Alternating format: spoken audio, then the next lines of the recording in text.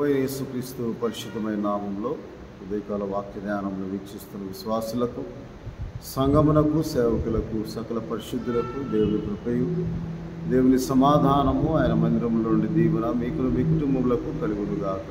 ఆమేన్.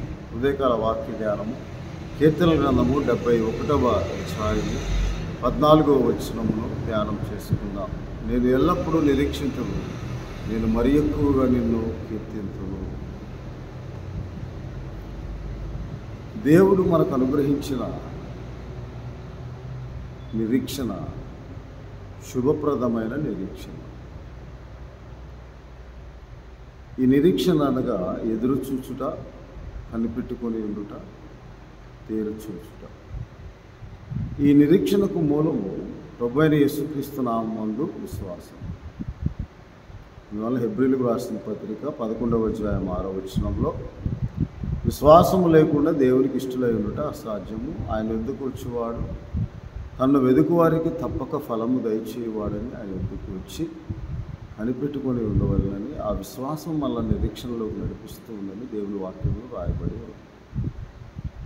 అందుకే యేసుక్రీస్తు ప్రభువారు మనకు నిరీక్షణ అయి మహిమయు అయి ఉన్నారని దేవుని వాక్యంలో కొలస్సీలకు రాసిన పత్రిక 1వ అధ్యాయము 27వ వచనంలో, అన్యజనుల ఈ మర్మ యొక్క మహిమైశ్వర్యం ఎట్టిదో అది అనగా మీ అందున్న క్రీస్తు మహిమా నిరీక్షణ అయి ఉన్నాడని సంగతిని దేవుడు తన పరిశుద్ధులకు తెలియపరచుకోరి ఇప్పుడు ఈ మర్మమును వారికి బయలుపరచును అని దేవుని వాక్యంలో రాయాలి. ఈ నిరీక్షణ గురించి అపోస్తలుడైన పౌలు గారు రోమాపత్రిక 8వ అధ్యాయము 24వ వచనంలో, ఎలయనగా మనము నిరీక్షణ కలిగిన వారమే రక్షింపబడుతుంది. ఈ నిరీక్షణకు మూలము యేసుక్రీస్తు ప్రభువునందు విశ్వాసం. కాబట్టి ఆ విశ్వాసం వల్ల మనం పొందిన రక్షణ, మనం నిరీక్షణ ఉంచుటకు, ఆ నిరీక్షణ కలిగిన వారమే రక్షింపబడి ఉన్నాం అంటున్నాం. నిరీక్షింపబడినది కనబడినప్పుడు నిరీక్షణతో పని ఉండదు. తాను చూచుచున్న దాని కొరకు ఎవడు నిరీక్షించును? మనం చూడని దాని కొరకు నిరీక్షించిన ఎడల ఓపికతో దాని కొరకు కనిపెట్టుకొని ఉంటాము. అందువల్ల నిరీక్షణలో ఓర్పు, సహనము ఉంటుంది. 5వ అధ్యాయం రోమపత్రికలో అపోస్తలుడైన పౌలు గారు ఇలాగూ 3వ వచనము, అయితే అంతేకాదు శ్రమ ఓర్పు పరీక్షను, పరీక్ష నిరీక్షణ కలుగజేయునని ఎరిగి శ్రమల యందు అతిశయపడదుము. ఎందుకనగా ఈ నిరీక్షణ మనల్ని సిగ్గుపరచదు, మనకు అనుగ్రహింపబడిన పరిశుద్ధాత్మ ద్వారా దేవుని ప్రేమ మన హృదయంలో క్రొమ్మరింపబడి ఉంది. కాబట్టి 2వ వచనంలో, ఆయన ద్వారా మనం విశ్వాసం వలన ఈ కృపయందు ప్రవేశం గలవారమై అందులో నిలిచి ఉండి దేవుని మహిమను గూర్చిన నిరీక్షణ బట్టి అతిశయపడుతూ ఉన్నాము. కాబట్టి ఈ నిరీక్షణ మనల్ని సిగ్గుపరచదు. యేసుక్రీస్తు ప్రభు నామమున విశ్వాసం ఉంచడం ద్వారా రక్షింపబడిన మనము నిరీక్షణ గలవారమే రక్షింపబడ్డాం. ఆ రక్షణ ద్వారా మనకు నిరీక్షణ దేవుడు అనుగ్రహించి మనం అతిశయించినట్లుగా శ్రమయందు ఓర్పు పరీక్షను, పరీక్ష నిరీక్షణ కలుగజేస్తూ, అందుకని మరి ఎక్కువగా నిరీక్షణ కలిగి ఉండాలని, మరి ఎక్కువగా ఎదురు చూసే వారముగా ఉండాలని, కనిపెట్టుకుని వారు ఉండాలని, ఈ నిరీక్షణ ఎల్లప్పుడూ మనం ఎదురు చూచుట ద్వారా, తేరు చూచుట ద్వారా, కనిపెట్టుకొని ఉండుట ద్వారా దేవుడు తప్పక మన జీవితంలో కార్యసిద్ధి కలుగజేస్తాడు. ఆయన చిత్తమును నెరవేరుస్తాడు. సర్వచిత్తము నీదేనయ్యా అనే పాట మనం జ్ఞాపకం చేసుకోవాలి. ప్రభు సిద్ధించు నీ చిత్తమే అని ప్రార్థించాలి. కాబట్టి ఆయన చిత్తము మన జీవితంలో నెరవేర్చబడటానికి విశ్వాసముతో కూడిన నిరీక్షణ మనకు అవసరమని దేవుని వాక్యంలో రాయబడి ఉంది. అందువల్ల అపోస్తలుడైన పౌలు గారు అంటారు 12వ అధ్యాయం రోమాపత్రికలో, ఆ నిరీక్షణ మనకు ఆసక్తిని కలుగజేస్తూ ఉంది. ఆత్మయందు తీవ్రతో మనం నిరీక్షణ గలవారమే సంతోషించుచు ప్రభువుని సేవించాలని శ్రమయందు ఓర్పు గలవారే ప్రార్థన యందు పట్టుదల కలిగి ఆయన అనుగ్రహించే వరకు, ఆయన చిత్తము నెరవేర్చే వరకు ఆసక్తి విషయంలో మనం మాంద్యులు కాక, ఎదురు చుట్టులో మనము కనిపెట్టుకున్నట్లో బలహీనులము కాక, తప్పక నా దేవుడు నాకు సహాయం చేస్తాడు, తప్పక నన్ను బాగు చేస్తాడు, తప్పక నన్ను రక్షిస్తాడు, తప్పక నన్ను కాపాడుతాడు, తప్పక నాకు అభివృద్ధి ఆశీర్వాదం కలుగజేస్తాడని నిరీక్షణ మనకు ఆశీర్వాదకరముగా ఆత్మ సంబంధమైన పరలోక విషయంలో ఆత్మ సంబంధమైన ఆశీర్వాదం మనకు అనుగ్రహిస్తుంది. ఈరోజు కొన్నిసార్లు దేవుని చిత్తము మన జీవితంలో మనకు శోధనగా కనపడుతుంది, శ్రమగా కనపడుతుంది. కానీ నిరీక్షణ గలవారమే సంతోషించినట్లు కీర్తన గ్రంథం 30 అధ్యాయం 5వ వచనంలో ఆయన దయ ఆయుష్కాలం అంతా ఉండును, రాత్రంతయు ఏడుపు వచ్చిన ఉదయం సంతోషం కలుగు. ఆ నిరీక్షణతో మనం కనిపెట్టుకొని ఉంటున్నాం. కావలి వారు ఉదయం కొరకు కనిపెట్టుకుంటే నా ప్రాణం నా ప్రభువు కొరకు కనిపెట్టుచున్నది అని ఆశ పెట్టుకొని ఎదురు చూస్తూ ఉన్నానని ప్రార్థనలో నిరీక్షణ గలవారమే సంతోషించు, తప్పక దేవుడు కార్యం జరిగిస్తాడు. దేవుని వాక్యంలో రాయబడిన ప్రకారం విశ్వాసంతో కూడిన నిరీక్షణ గలవారమే మనం సంతోషించాలని దేవుని వాక్యంలో రాయబడి, ఆ నిరీక్షణ మనల్ని సిగ్గుపరచదు అంటే దేవుడు మనల్ని ఎప్పుడు ఆయన అసంతృప్తికి గురి కాకుండా మన జీవితం సంతృప్తినే కలుగజేయ దేవుడు అవుతున్నాం. కాబట్టి మనం ఎదురు చూచే వారంగా ఉండాలని, ఈ నిరీక్షణ మనం కనిపెట్టు వారముగా ఎదురు చూచే వారముగా ఉండినప్పుడు మనము ఓపికతో దాని కొరకు కనిపెట్టుకొని ఉండాలి.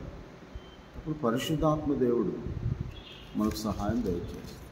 అందువల్ల మనం చదువుకున్న వాక్య భాగంలో నేను మరి ఎక్కువగా నిరీక్షణ కలిగి ఉంటానని 71వ కీర్తనలో రాయబడి ఉంది. ఆ కీర్తనలో భక్తుడు ఇలాగూ మాకు అనేకమైన కఠిన బాధలు కలుగజేసిన వాడా అంటారు. కానీ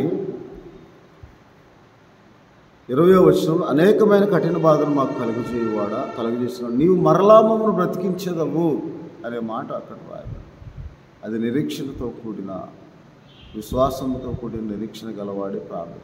మరలా మమ్మల్ని బ్రతికిస్తావు తండ్రి, తప్పక బ్రతికిస్తావు. ఈ చులకని శ్రమలు అనే మాట అపొస్తలుడైన పౌలు గారు వారు నిత్య మహిమకు కాదు. అందువలన దేవుని వాక్యంలో ఇలాగూ రాయబడి ఉంది, అనేకమైన కఠిన బాధలు మాకు కలుగు చేసిన వాడు. 5వ వచనం 71వ కీర్తనలో నా ప్రభువా యెహోవా నా నిరీక్షణాస్పదము నీవే, నా బాల్యం నుండి నీవు నా ఆశ్రయం నీవే. నిరీక్షణాస్పదం, ఈ నిరీక్షణ శుభప్రదమైన నిరీక్షణ అని దేవుని వాక్యంలో రాయబడి. అందువల్ల నిరీక్షణ అనగా తప్పక దేవుడు సహాయం చేస్తాడు అని, చూడనిది ఉన్నట్టుగా లేనిది ఉన్నట్టుగా, విశ్వాసం అనగా నిరీక్షింపబడు దాని యొక్క నిజస్వరూపం అని హెబ్రీయులకు రాసిన పత్రిక 11వ అధ్యాయంలో రాయాలి. శ్రేష్టమైన నిరీక్షణ అని హెబ్రీ పత్రికలోనే అపొస్తలుడైన పౌలు గారు రాశారు.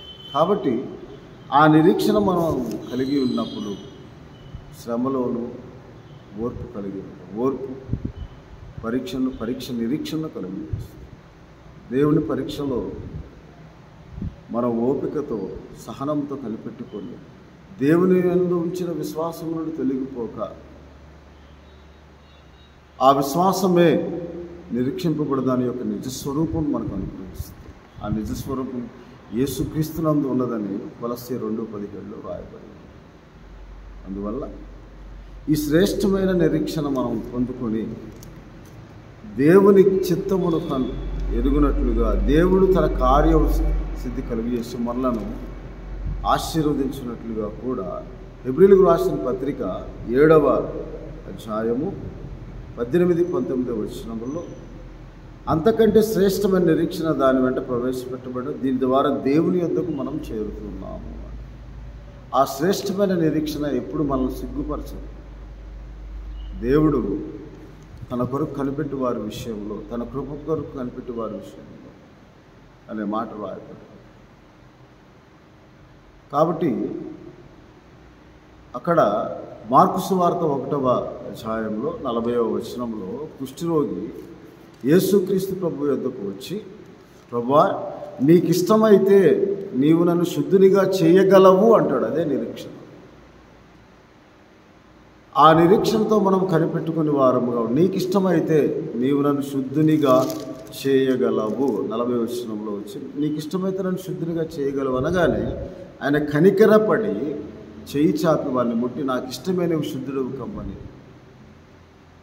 ఆ నిరీక్షణ మనకు కనికరమును కలుగునట్లుగా, దయచూపునట్లుగా అక్కడ వేడుకున్నాడు, బతిమాలుకున్నాడు. అయ్యా, ఒకవేళ నా జీవితము, నా విశ్వాసము నీకు ఇష్టముగా ఉంటే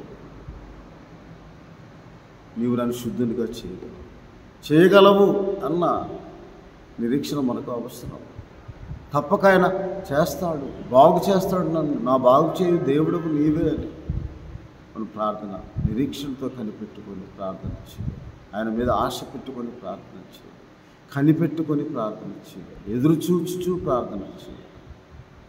విశ్వాసంతో కూడిన నిరీక్షణ గలవారమై మనము సంతోషించి దేవుడు నా జీవితంలో తప్పక కార్యసిద్ధి కలుగజేస్తాడనే నిరీక్షణతో మనము ప్రార్థన చేసినప్పుడు ఆయన కనికరపడే ప్రార్థన, దయచూపు ప్రార్థన, అద్భుతము చేయు ప్రార్థన, ఆశ్చర్యకరమైన సహాయం గురించి ప్రార్థన, అది నిరీక్షణతో కూడినది. అది నమ్ముట వలన మనం దేవుని మహిమను చూచినట్లుగా మనకు ఆ నిరీక్షణ అనుగ్రహింపబడింది. కాబట్టి అపోస్తలుడైన పౌలు గారు ఆ నిరీక్షణతో కలిగిన వారమే సంతోషించుచు మనం ప్రార్థన చేయాలని దేవుడి వాక్యంలో రాయబడి. అందువలన ప్రతి విషయంలో మనము దేవుని చిత్తమును కనుగొని వారముగా, ప్రతి విషయంలో దేవునికి మనము ప్రార్థన చేయువారముగా, అందులో విశ్వాసంతో కూడిన ఆత్మతో ప్రార్థించి విశ్వాసంతో కూడిన నిరీక్షణ గలవారమే మనం ప్రార్థన చేయాలని, అప్పుడు మన కార్యము సఫలమవుతుందని దేవుని వాక్యంలో రాయబడింది. అటువంటి ప్రార్థన మనం చేసినప్పుడు కనిపెట్టుకొని ఏమైనా దొరుకునేమో అని తేరిచూచు వారంగా ఉండాలి. అపొస్తలుల కార్యం 3వ అధ్యాయంలో పేతురు యోహాను దేవుని మందిరంలోకి వెళ్తుండగా భిక్షమెత్తువాడు ఏమైనా దొరుకునేమో తేరి చూస్తూ ఉన్నప్పుడు వాడిలో ఆ నిరీక్షణ పేతురు యోహాను కలుగుతుంది. యేసుక్రీస్తు ప్రభు నామమందు అనే మాట అపొస్తలుల కార్యం 3వ అధ్యాయంలో మనం చూస్తాం. మా దగ్గర వెండి బంగారం లేవు, కానీ నజరైన యేసుక్రీస్తు నామంలో, అక్కడ 3వ అధ్యాయము 3వ వచనం, పేతురు యోహాను దేవాలయంలో ప్రవేశించబోన్నప్పుడు వాడు చూచి భిక్షమడుగా పేతురు యోహాను వారిని తేరి చూచి మా తట్టు చూడమనేది. వారి యొద్ద ఏమైనా దొరుకునని కనిపెట్టచ్చు వారి యందు లక్ష్యం ఉంచారు. కాబట్టి మా దగ్గర వెండి బంగారం లేవు, కానీ నాకు కలిగినది నీకు ఇచ్చిన నజరైన యేసుక్రీస్తు నామములో లేచినాడు అని వాడిని కుడి చేయి పట్టుకొని లేవనెత్తిన వెంటనే వాడి పాదములు చేరమని బలమును ఉంచాను. కాబట్టి మనము దేవుని తట్టు చూచేవారు. కొండల తట్టు మా కళ్ళు ఇచ్చున్నాము, మాకు సహాయం ఎక్కడ వచ్చినాం. ఇక్కడ మా తట్టు చూడమన్నా దేవుడు నా వైపు చూడండి, నిరీక్షణతో కనిపెట్టుకొని నిరీక్షణ గలవారే సంతోషించి తప్పక ప్రభా నీ చిత్తమైతే, నీకు ఇష్టమైతే నీవు నన్ను శుద్ధునిగా చేయగలవు ప్రభా, నా జీవితంలో గొప్ప కార్యములు చేయగలవు ప్రభా, నన్ను నా కుటుంబం ఆశీర్వదించవు ప్రభా అని ఆయన తట్టు చూచినప్పుడు దాసుడు తన యజమాని తట్టు, దాసురాలు తన యజమాని తట్టు తేరి చూచినట్లుగా మనము కూడా మన కనులు ఆయన తట్టు చూచి ఆయన కరుణించే వరకు మనం ప్రార్థన చేయాలి. 123వ కీర్తన 1-2 వచనంలో రాయాలి. 121వ కీర్తన కొండల తట్టు మా కనులు ఎత్తుచున్నాము. 25వ కీర్తనలో నీ దిక్కులకు చూచి మా ఆత్మను ఎత్తుకొనిచున్నాము, మా ప్రాణమును ఎత్తుకొనిచున్నాము, నా మనస్సును ఎత్తుకొనిచున్నాను, తేరు చూస్తున్నాను ప్రభా. ఆ తేరుచూట్లో విశ్వాసంతో కూడిన నిరీక్షణ మనం దేవుడు చూసినప్పుడు ఆయన తప్పక మనకు సహాయం చేయ దేవుడై ఉన్నాడు. ఈ నిరీక్షణ మనం సిగ్గుపరచదు, మన సంతోషం. అందుకే అనేకమైన కఠిన బాధలు కలుగజేసిన వాడు నీవు మరలా మమ్మను బ్రతికించదు అని ప్రభా. 85వ కీర్తనలో కూడా ఇలాగ దేవుని వాక్యంలో ప్రార్థన చేస్తూ ఉన్నాడు. కీర్తన గ్రంథం 85వ అధ్యాయంలో ఇలాగ, ప్రభువా మా రక్షణకర్తవ్యకు దేవా, మా వైపు తిరుగు ప్రభువా, మా మీద నీ కోపం చాలించు ప్రభువా, ఎల్లకాలం మా మీద కోపం చాలించదు ప్రభువా, నీవు మరలా మమ్మల్ని బ్రతికింపువా ప్రభువా. యెహోవా నీ కృప మాకు కనబరచుము, నీ రక్షణ మాకు దయచేయమని ప్రార్థన చేసినప్పుడు కీర్తన గ్రంథం 85వ అధ్యాయం 3, 4, 5 వచనాలలో 8వ వచనంలో దేవుడని యెహోవా సెలవించు మాటను మనం లక్ష్యం ఇచ్చినప్పుడు, చెవిని పెట్టినప్పుడు ఆయన తన ప్రజలతో తన భక్తులతో శుభవచనం సెలవించున్నాడు. కాబట్టి మన నిరీక్షణ గలవారమే, మరి ఎక్కువగా నిరీక్షణ గలవారమే మనం ప్రార్థించినప్పుడు దేవుడు మన జీవితంలో అద్భుతములు చేస్తాడు. ఆశ్చర్యకరమైన సహాయం. ఎటు దిక్కుతోచని స్థితిలో ఉన్న మనకు ఆయనే మా దిక్కు నీవే ప్రభు అని ప్రార్థన చేస్తున్నాం. ఆకాశం మందు నీవు తప్ప మాకెవరున్నారు తండ్రి అని ప్రార్థన చేస్తున్నాం. కొనల తట్టు మన కన్నులెత్తి, ఆకాశం మందు ఆశీర్వాదం నీ తట్టు నా కన్నులెత్తున్నాను. నిరీక్షణతో, విశ్వాసంతో కూడా నిరీక్షణతో కనిపెట్టుచు ఎదురు చూచు ఉన్నప్పుడు దేవుడు నేనున్నాను, భయపడకు, నీకు సహాయం చేయవాడు నేనే, నేను ఆదరించేవాడు నేనే, నేను ఆశీర్వదించేవాడు నేనే. దేవుడు మనకు వాగ్దానం, ఆ వాగ్దానంలో యేసుక్రీస్తున్నాం. అవన్నీ అవును నిశ్చయముగా జరుగుతాయని దేవుడు ఆ నిరీక్షణను బట్టి, మనకు నిరీక్షణ మహిమ ఉన్న యేసుక్రీస్తు ద్వారా దేవుడు మీకు తప్పక సహాయం దయచేయుగాక. ఆమేన్. ప్రభువానికి స్తోత్రాలు తండ్రి.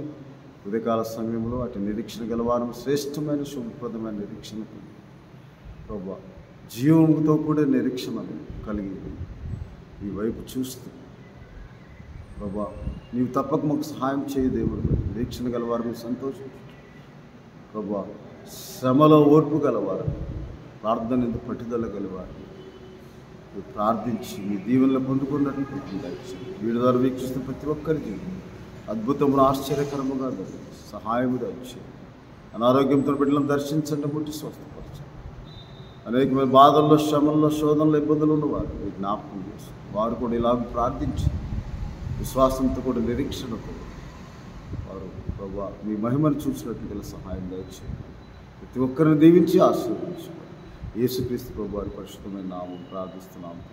ఆమేన్. తండ్రి దేవుని ప్రేమ, ప్రభువుని రక్షకుడైన యేసుక్రీస్తు వారి కృప, పరిశుద్ధాత్మని ఆదరణ, మరి ఎక్కువగా నిరీక్షించు ఆత్మ నడిపి, కనిపెట్టుకున్నాడు ఆత్మ నడిపి, ఎదురు చూచు ఆత్మ నడిపి, తప్ప కార్యసిద్ధి కలిగించే ఆత్మ నడిపి దేవుడు మనకు ప్రార్థనలకు సమాధానము ప్రత్యుత్తరము దయచేసి మనం జ్ఞాపకం చేసుకొని ఆత్మ సంబంధం ప్రతి ఆశీర్వాదం అనుగ్రహించును గాక. ఆమేన్. దేవుడు దీవించును గాక. ఆమేన్.